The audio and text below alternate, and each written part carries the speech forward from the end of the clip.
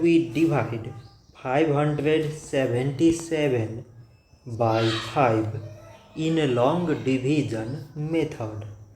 5 times 1 is 5. On subtracting we get 0.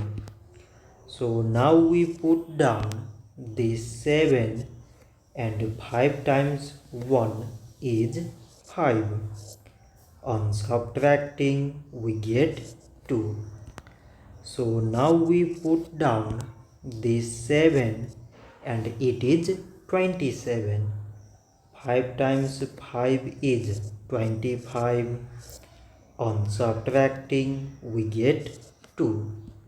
So now we have no any other number to put it down. So we take here decimal so that we put 0.